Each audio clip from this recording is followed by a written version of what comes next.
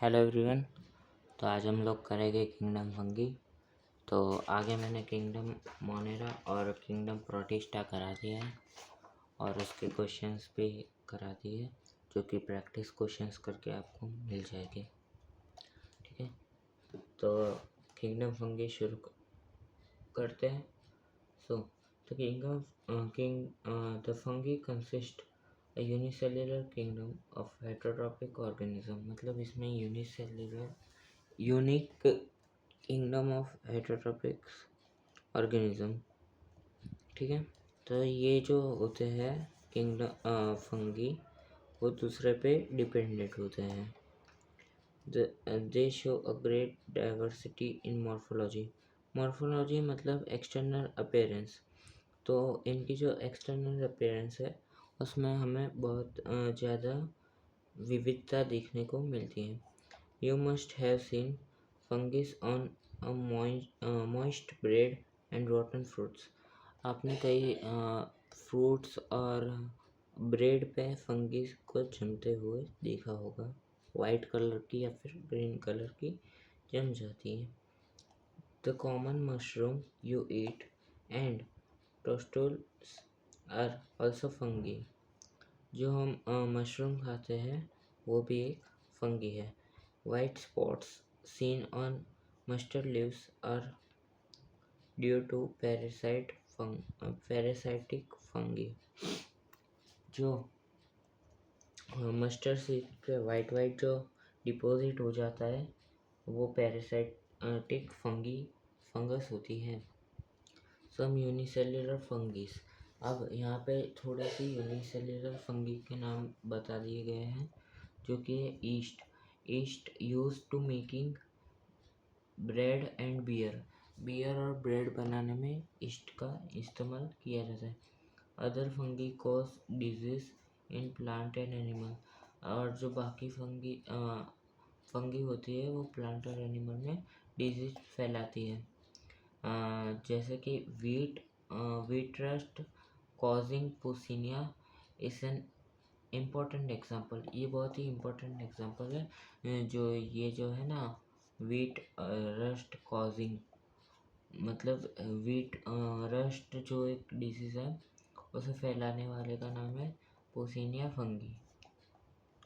Some are the source of antibiotic. मतलब कोई ऐसे सोर्स भी है जो जिससे एंटीबायोटिक बनती है, जैसे कि पेनिसिलियम, इससे बनती है पेनिसिल। ठीक है, तो इससे एंटीबायोटिक बनती है। Fungi are cosmopolitan and occurs in. Cosmopolitan मतलब हर जगह प्रेजेंट होना। Occurs in air, water, soil and on humans and plants. ठीक है, they prefer to grow in warm and humid places। इनको गर्म और थोड़ी सी ह्यूमिडिटी हो वहाँ पे ग्रो करना पसंद होता है। You have ever wondered why we keep food in refrigerator? Yes, it is to prevent food from going bad due to bacterial or fungal infection। हम फ्रिज में इसलिए खाना रखते हैं ताकि उसका जो टेम्परेचर है वो लो रहे और उस पर जो है फंगल इन्फेक्शन और बैक्टीरिया ना हो। With the exception of yeast which are unicellular fungi are filamentous. मतलब जो ईस्ट के अलावा सारे यूनिसेल्युलर और अलगी जो है फिलामेंटस होते हैं। Their body consists of long, slender, thread-like structure। उनकी बॉडी लॉन्ग होती है और थ्रेड-लाइक स्ट्रक्चर होता है। Called hyphae। मतलब अगर जो इस स्ट्रक्चर का तो हाइफे कहेंगे हम उसे। ठीक है, The network of hyphae are called mycelium। देखो यहाँ पे जो है मैंने नेटवर्क ऑफ हाइफे बनाया है तो उसे हम माइसीलियम कहेंगे। ठीक है, सम hyphae are continuously tube filled with multinucleate cytoplasm। देखो ऐसे ऐसे ट्यूब्स में होती है जो कि मल्टी न्यूक्लियस मतलब बहुत सारे न्यूक्लियस हो गए और इसमें साइकोप्लाज्म होगा। ठीक है। आगे बढ़ेंगे। Multicellular this are called coenocytic hyphae. ठीक है। अदर हैव सेप्टा और क्रॉस वॉल। कई कई में ऐसे क्रॉस वॉल भी होते हैं और इसके बीच में थोड़ी सी गैप होती है ताकि जो है अंदर ट्रांसपोर्टेशन होता रहे। In the hyphae the cell wall of fungi are composed of, ये बहुत इम्पोर्टेंट है कि सेल वॉल ऑफ फंगाई किससे बनी हुई होती है, तो होती है चिटिन और पॉलीसैकेराइड्स। ठीक है। Most fungi are heterotrophic and absorb soluble organic matter from dead substance, और इसे हम क्या कहेंगे, सेप्रोफाइट। ठीक है। जो डेड डिकेन एनिमल के ऊपर रह के खाना बनाएगा उसे हम सेप्रोफाइट कहेंगे। Those that depend on living plant and animal are called parasite। मतलब किसी एनिमल और प्लांट पे डिपेंडेंट होगा तो उसे हम पैरासाइट कहेंगे। They can also live in symbiotic। मतलब सिम्बायोटिक का मतलब होता है एक ऐसा रिलेशन दोनों के बीच में जिससे दोनों का फायदा हो। ठीक है। In association with algae as lichen, मतलब ये अल्गी के साथ एसोसिएशन बनाता है जिसे हम लाइकन कहेंगे। और अल्गी इसे क्या देगी, अल्गी इसे देगी फूड, और ये इसको क्या देगा, फंगाई उसे देगा मिनरल और वाटर। ठीक है।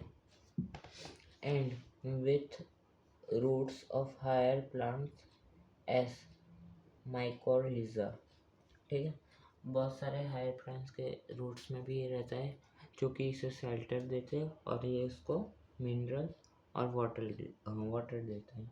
Reproduction in fungi can take place by vegetative mean, मतलब वेजिटेटिव से फ्रेगमेंटेशन, फ्यूजन एंड बर्डिंग। ठीक है। Asexually by spores called conidia. इसमें कौन से स्पोर्स से ये रिप्रोड्यूस करते हैं, कॉनिडिया, स्पोरेंजियोस्पोर और जूस्पोर। ठीक है। Sexually reproduction is by oospore,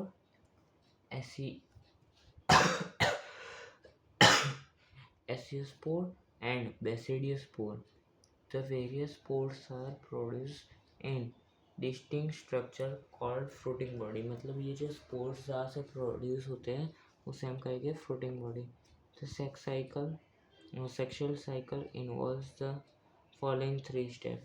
इस 3 स्टेप को मैं आपको यहाँ से समझाता हूँ और पहले हम ये वाला देख लेते हैं। देखो, एसेक्सुअली माइसीलियम जो होता है वो स्ट्रक्चर होता है फ्रूटिंग बॉडी, उससे क्या करता है, स्पोर्स प्रोड्यूस करते हैं। स्पोर्स फिर जर्मिनेट होके नया माइसीलियम बनेगा। अगर जो हम सेक्सुअल की बात करें तो उससे पहले आप ये देख लो, ये एक फंगाई है और ये फंगाई है मशरूम, दूसरा मशरूम है, नीचे उसके माइसीलियम है, और ये जो माइसीलियम एक का और दूसरे का जो टच हो रहा है ये फ्यूज़ होगा और इसे कहेंगे प्लाज्मोगैमी। ठीक है। और सेक्सुअली ये करेगा, पहले ये क्या करेगा, प्लाज्मोगैमी, फ्यूज़न ऑफ साइटोप्लाज्म, मतलब इससे ये अपना साइटोप्लाज्म का फ्यूज़न करता है। ठीक है। फिर डाइकैरियोटिक स्टेज। डाइकैरियोटिक स्टेज मतलब ऐसा स्टेज जहाँ पे न्यूक्लियस तो फ्यूज़ हो गया है, लेकिन साइटोप्लाज्म तो फ्यूज़ हो गया है दोनों सेल का, लेकिन जो है न्यूक्लियस अभी तक जो फ्यूज़ नहीं हुए, उसे हम कहेंगे डाइकैरियोटिक स्टेज। ये कुछ ही में होता है। ठीक है। तो ये कुछ ऐसा दिखेगा, उसमें न्यूक्लियस अलग अलग हो गए लेकिन साइटोप्लाज्म एक होगा। फिर होगा कैरियोगैमी। कैरियोगैमी में क्या होता है, फ्यूजन ऑफ टू न्यूक्लियस, मतलब दोनों न्यूक्लियस का फ्यूजन हो जाता है, वो अलग अलग में विभाजित हो जाते हैं। ठीक है। डिप्लॉयड स्टेज, साइगोट बनता है, फिर उसके बाद क्योंकि डिप्लॉयड होता है, डिप्लॉयड मतलब 2n। ठीक है। मियोसिस होगा, मतलब मियोसिस होगा तो डिवीज़न होगा तो n में कन्वर्ट हो जाएगा। स्पोर प्रोड्यूस स्ट्रक्चर, अच्छा स्पोर्स होते हैं उसके n होते हैं। ठीक है। फिर जर्मिनेट स्पोर, फिर जर्मिनेट होगा स्पोर, फिर जर्मिनेट होने के बाद दूसरा माइसीलियम बना देगा। प्लाज्मोगेमी देखते हैं, फ्यूजन बिटवीन टू मोटाइल और नॉन मोटाइल गैमेट्स, दो मोटाइल या फिर नॉन मोटाइल गैमेट्स के बीच का फ्यूजन, उसे हम कहेंगे प्लाज्मोगेमी। फिर हम देखते हैं डाइकैरियोफेज, ये कुछ में होता है, time to fuse of nucleus for limited time, मतलब न्यूक्लियस को अभी फ्यूज होने में देर है। साइटोप्लाज्म फ्यूज हो गया लेकिन न्यूक्लियस को फ्यूज होने में देर है।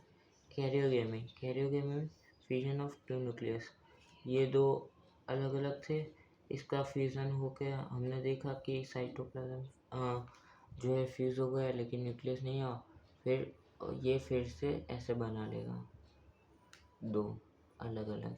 ठीक है। इसे हम कहेंगे कैरियोगेमी। ठीक है, आगे पढ़ते हैं।